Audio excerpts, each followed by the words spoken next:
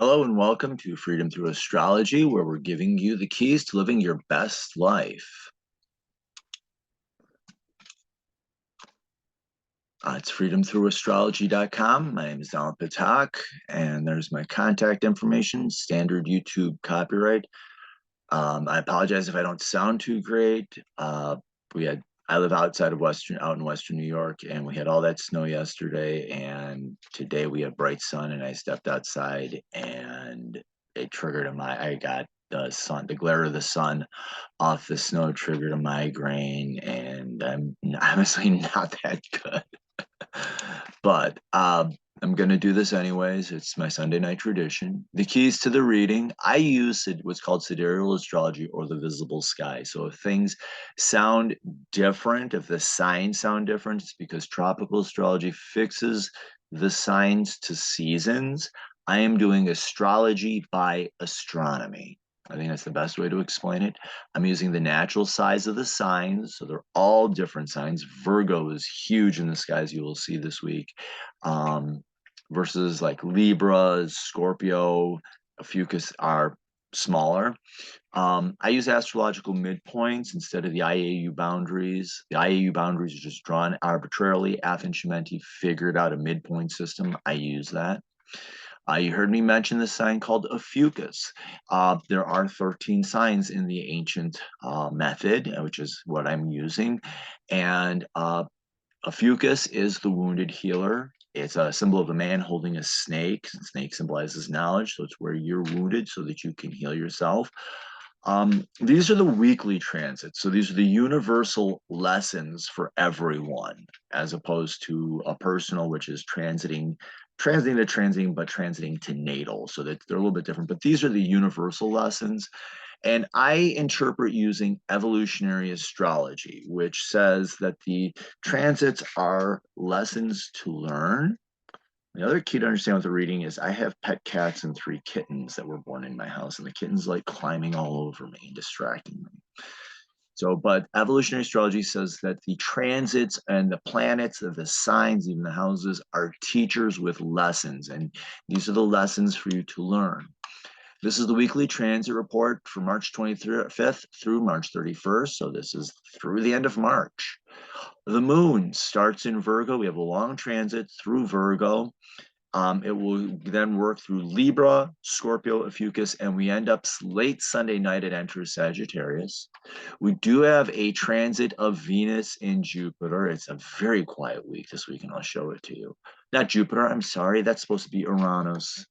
God, that tells you where my brain is. How in the world did I miss that? I'm gonna type.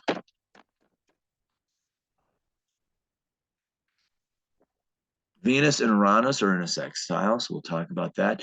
We do have a sign change. Venus enters Pisces, so spiritual relationships. What's your relationship to spirituality? And then late on Sunday, Mercury goes retrograde, and everybody gets into a panic about retrograde. Retrograde in evolutionary astrology means it's a time of reflection. So this is reflecting on your learning. And since it's in Pisces, those Piscean lessons of transcendence and releasing, etc. And this week is very, very quiet. Outside of the moons are busy. Well, I'm busy mover for the week. And even that's not that much. Just that quick burst late in the week. But we have the lunar eclipse very early on Monday morning.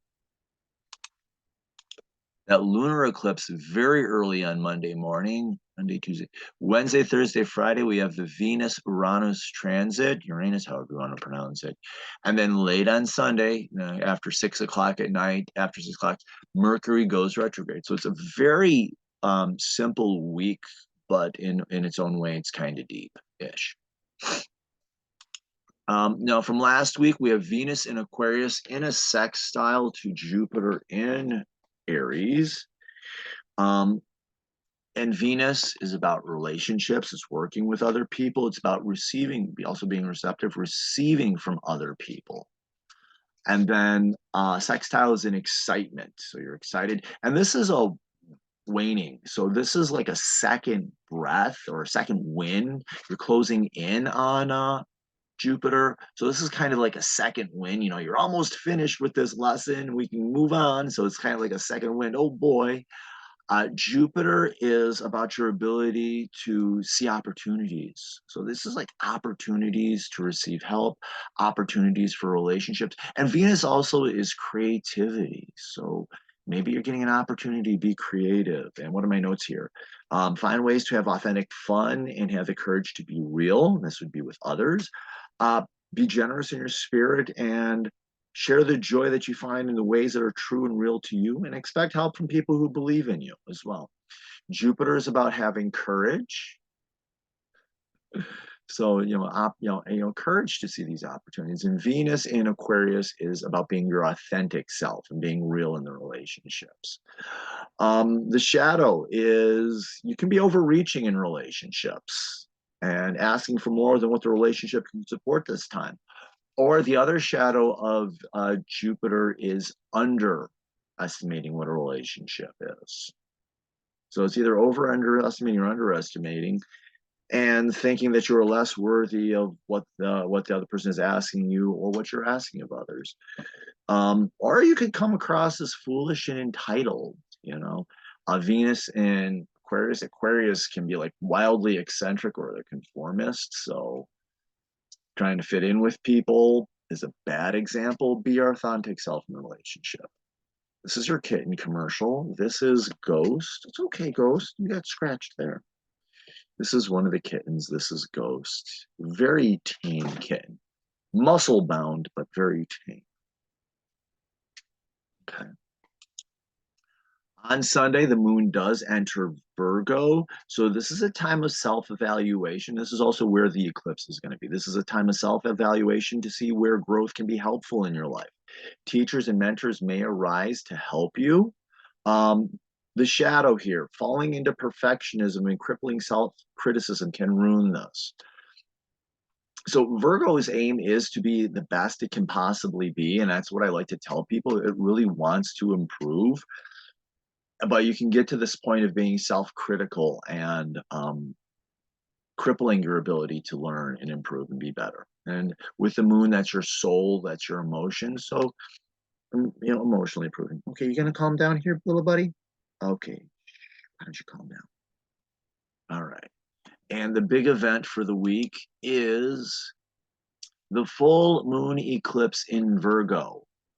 So that's full moon. This is 2 weeks from now. We will have that infamous solar eclipse. But right now, this is the full moon eclipse. What makes this the eclipse is the moon is closing in on the south node and the sun is closing in on the north node. I'm not going to go into a detailed explanation of how the nodes are created. But as they're closing in, when that happens to both the sun and the moon, that's where we have these eclipses. So the moon, the emotions closing in on the south node. I read transiting south node as habits that you're learning to release. So the south node is showing you to release the shadow of Virgo, which is perfectionism, which means, in your soul life, be as good as, be good enough.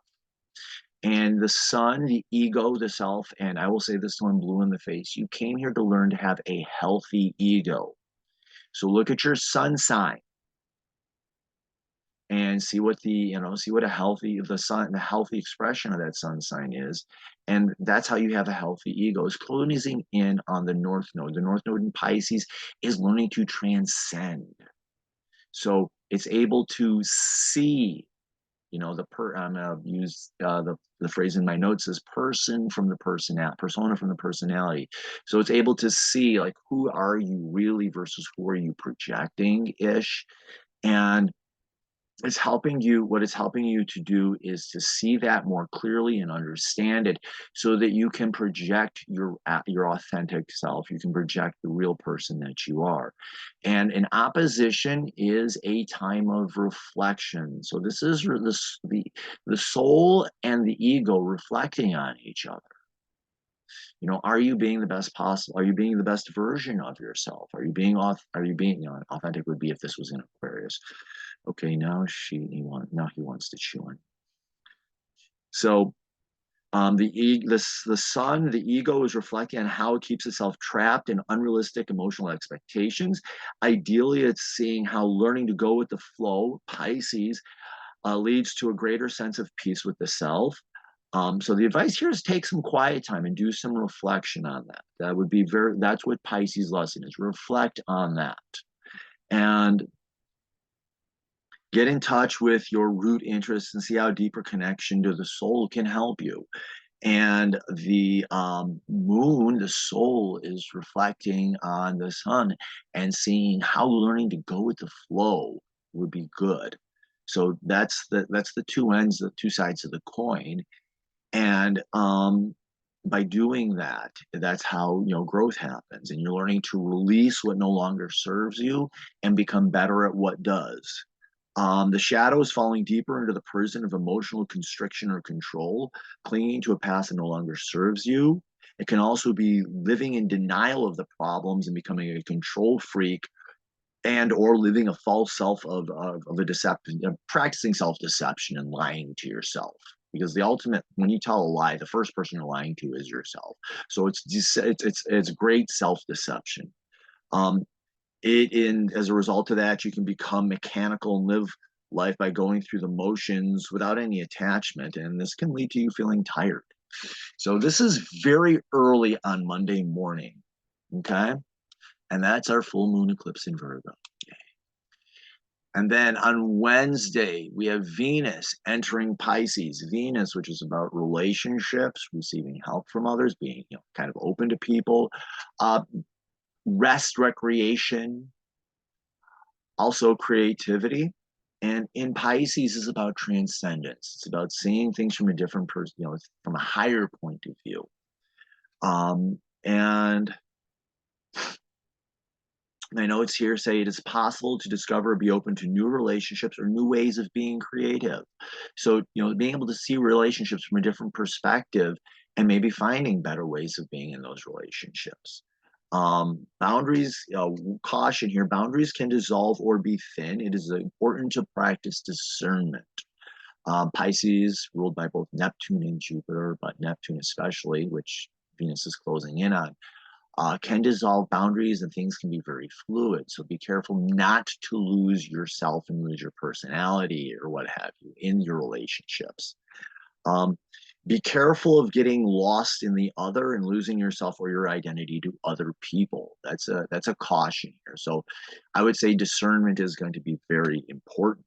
And then on Wednesday, at the same time that happens, it is in a sextile to Uranus in Aries. So we are talking again. We talked about Venus. Let's talk about Uranus. Uranus is your ability to be your authentic self. Recognize your authentic self. Be that authentic self. Be that individual. Discern. And this is where that discernment can come in. Discern and see who you are versus who people want you to be, and say, no, this is the real me. So, and and this is closing in. So this is a waning. So this is like a breath of fresh air, or second wind, so to speak. So this is closing in, and this is an excitement. So being excited to being your authentic self in your relationships, and being able to see these, and having the courage to be your authentic self, and to see things from different perspectives. Like, hey, when you're your real self, this is what happens. But when you're fake self, people, you notice this, like, oh wow, never realized that, learned it. Now I'm just going to be more. The ideal is that you become more of your authentic self. Let's see, it's time to break up the steady habits and look into new sources for inspiration in relationships as well. So finding new ideas, being open to new people, new relationships can come forth, and creativity as well. And look to unique people for ideas and inspiration. Boy, did I mess that up. Even friendships. So you might find some new and unusual friendships. Hey, that's good. Fine. Have courage to do that. The shadow. And we did talk about the shadow of Venus. Venus can, no, I forgot to. Venus can become slick and manipulative.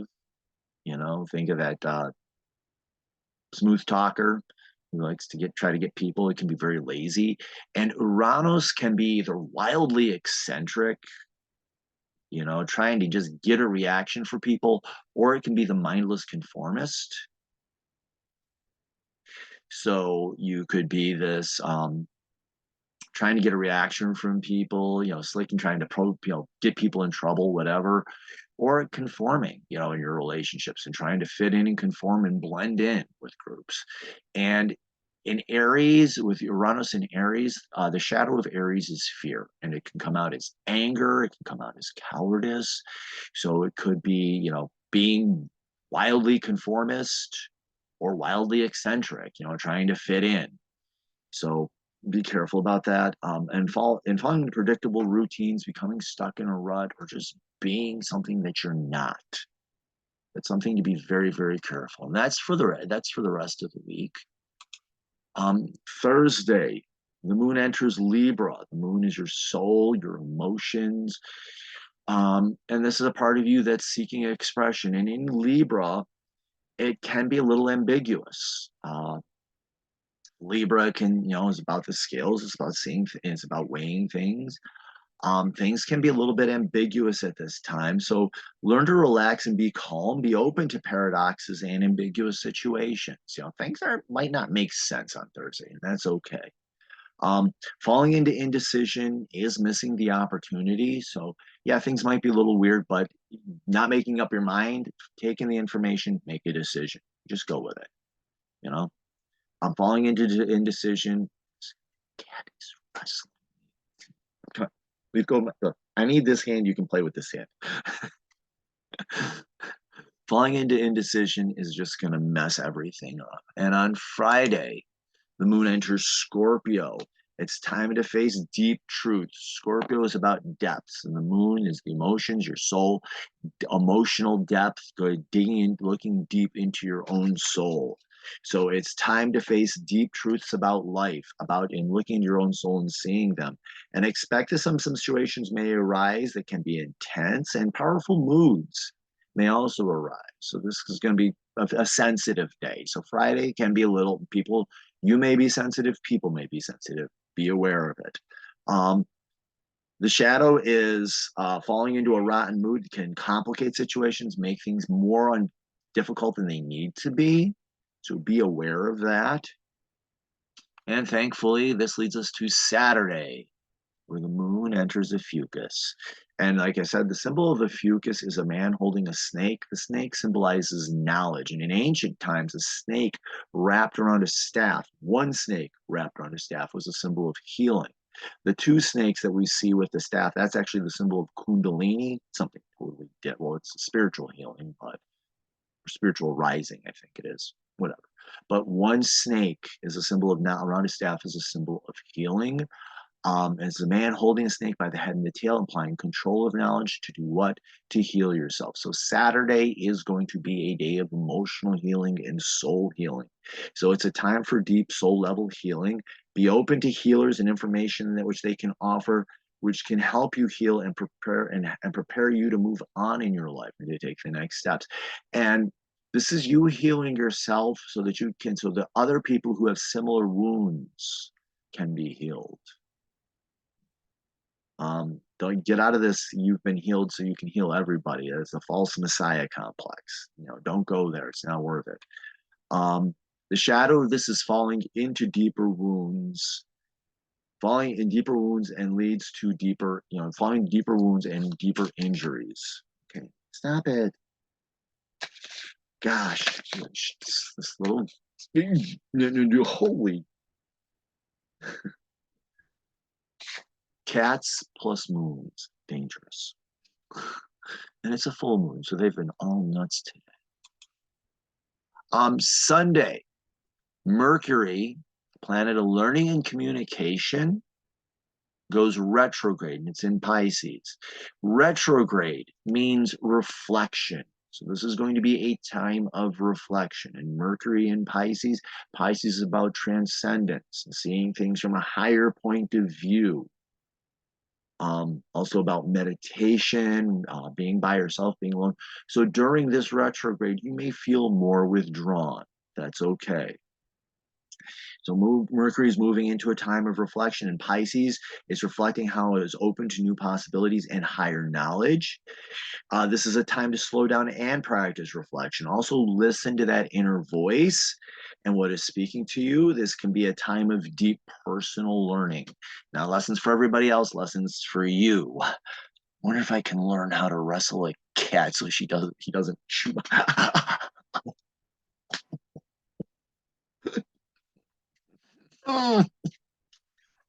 That claw got into the wrong finger. I'm not going to show you which one either. The shadow is falling into the shadow. Can get lost in the clouds, not grounded in reality. Living in a hmm, living in falling into a fantasy land. Or thinking that you're some sort of guru with secret knowledge, and it also can get lost in your own head. In any and every of these cases, you're getting out of touch with reality as your end result. And that's a bad thing to be at this time. You want to be reflecting on your reality from a higher perspective, not getting totally lost, head in the clouds, space case, space cadet, whatever. And on the 31st, also on Sunday, the moon enters Sagittarius. Your soul wants to get up. Sagittarius likes to get up, go out and explore. It's the symbol of the archer. Shoot the arrow, go out and explore. It's looking for the unexpected. So be open to fresh and unexpected ideas, opportunities for new ideas and experiences arrive.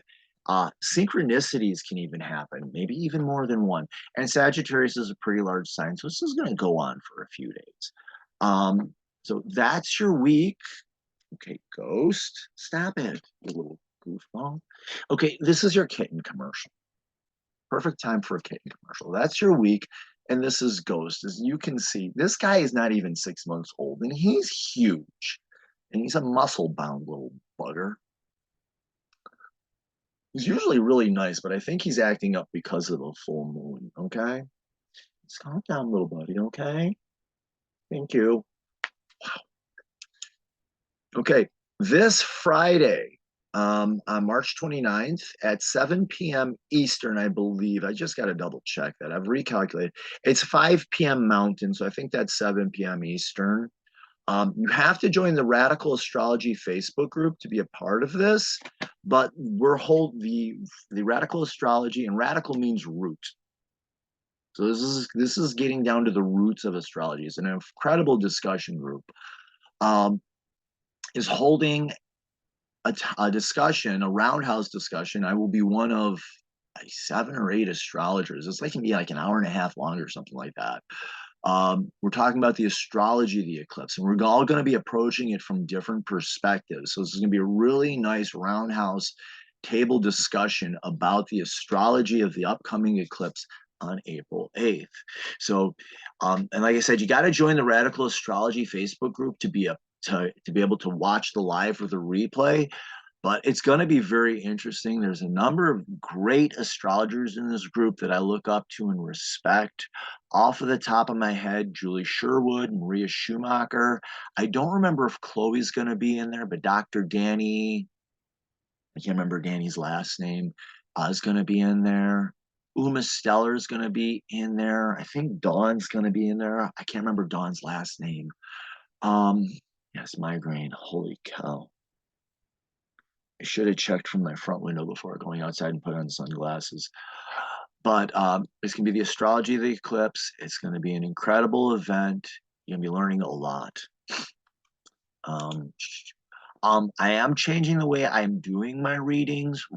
All that means is when you order the reading, I'm going to do the full reading and send you a link to a recording so that you can watch the reading in full, write down the things that you want clarification on, and that way when we get together for our hour-long meeting on whatever it is we're discussing, whether it's your birth chart, karmic chart, any of the transits, etc., when we're getting together, you're guiding the conversation to the knowledge and information that you need to take the information I'm giving to you and making it more personal and practical to you.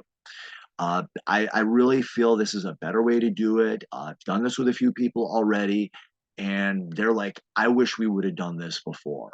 So you order your reading, you're going to get a link to a recording to watch, and that way when we get together, you're getting more information. You can ask me any sort of question about things, so that it's been for me. I think it's making me even better, making me a better astrologer and helping me to explain things more clearly, especially when I don't have migraines. Follow me on social media: Facebook, Instagram, LinkedIn, the Digital Soul Space, which is a off Facebook, Instagram, whatever, spiritual group that covers all sorts of modalities. There's a free version and a paid version.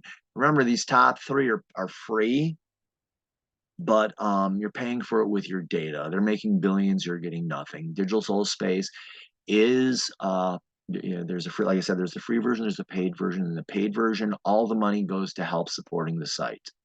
Okay. Site reminder. Okay, let me do this. Boom. I am continually working on updating the site. I forgot to do that. So here's this. Let me.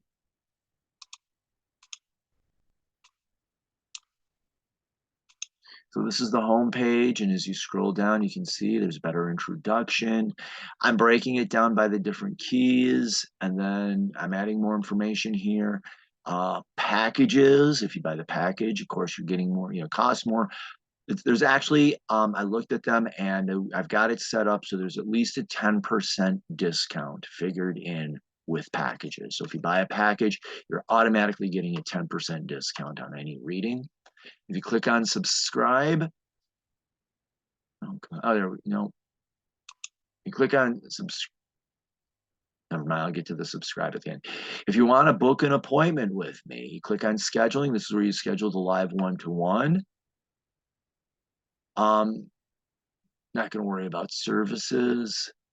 The blog, I do throughout the week take the transits deeper and offer a deeper understanding of different transits so that it's better, so that you can gain a better understanding on how to work with them.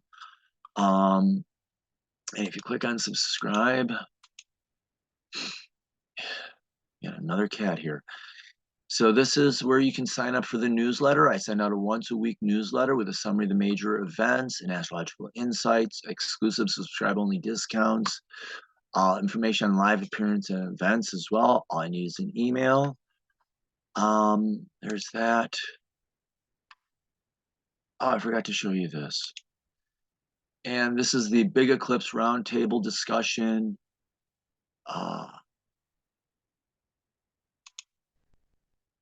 Donberg. Yeah, there's guest list. Danny Inman. Yeah, there's going to be quite it's going to be quite an interesting discussion. I think Chloe's going to be in there too. It's going to be a great discussion, and you're going to get a lot of different perspectives on the eclipse and meet some astrologers that I think are really incredible and whatever. They're really a great group of people, and I really like the discussions that we have on there. So thank you very much. Like, follow, and share. And remember, in the visible sky, everything changes. I got to work with that more and how I want to do that. Have yourself a great week, everybody. Thank you. Okay, where is it?